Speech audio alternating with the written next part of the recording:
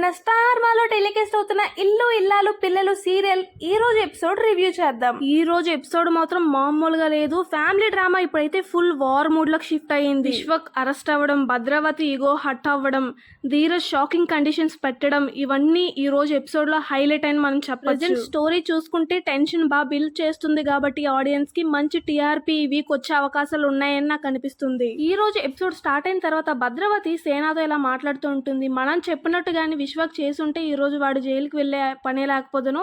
ఈ లాయర్ కూడా ఇప్పుడు మన మాట వినట్లేదు, రావద్దు అంటున్నారు. వీడికి ఎప్పుడు బెయిల్ వస్తుంది ఏంటి నాకేం అర్థం అవ్వట్లేదు అని అయితే వీళ్ళిద్దరు కాన్వర్జేషన్ చేస్తున్నారు. ఈ మాటలన్నీ విని నా విశ్వక్ వాళ్ళ అమ్మ అయితే అసలు ఏమనుకుంటున్నారు మీరు, మీ గొడవలు మీ పంతాలకు పోయి నా కొడుకు జీవితం ఇప్పుడు నాశనం చేశారా, జైలు పాలు చేశారు మీరు అని అయితే చాలా బాధపడుతుంది. విశ్వక్ వాళ్ళ అమ్మ ఇలా అంటూ ఉంటుంది, మీరు ఏం చేస్తారో నాకు తెలియదు, వెళ్ళి రామరాజుతో వెళ్ళి రాజీ పడి నా కొడుకునైతే విడిపించండి. పోలీసు కూడా అదే చెప్పారు కదా, రాజీ పడితేనే విడుదల చేస్తామని, మీరు ఆ పని చెయ్యండి అని అయితే అడుగుతుంది. నేను చావడానికైనా రెడీ కానీ వాడితో రాజీకి మాత్రం నేను ఎప్పటికీ రాను అని భద్రావతి అంటుంది.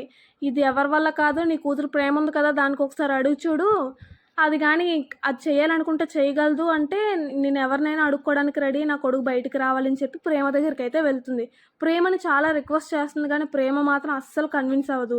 ఈ దృశ్యం మొత్తం సైడ్ నుంచి చూస్తూ ఉంటాడు ధీరజ్. ఇప్పుడే సీన్ లోకి వస్తాడు ధీరజ్, కానీ హెల్ప్ చేయడానికి కాదు, కండిషన్ పెట్టడానికి. మరి ధీరజ్ పెట్టిన కండిషన్ ఏంటనుకుంటున్నారు? రామరాజ్ కాలు కడిగి నెత్తి మీద నీళ్ళు జల్లుకోమని సేనాకి భద్రావతికి చెప్తారు. మీరు కానీ ఆ పని చేస్తే నేను 10 నిమిషాల్లో విశ్వక్ని మీ ఎదురు పెడతాను అని అయితే ఛాలెంజ్ చేస్తాడు. సీరియస్ సిచ్యువేషన్ లో ఉన్న ధీరజ్ ఇగో గేమ్ మాత్రం స్టార్ట్ చేస్తాడు.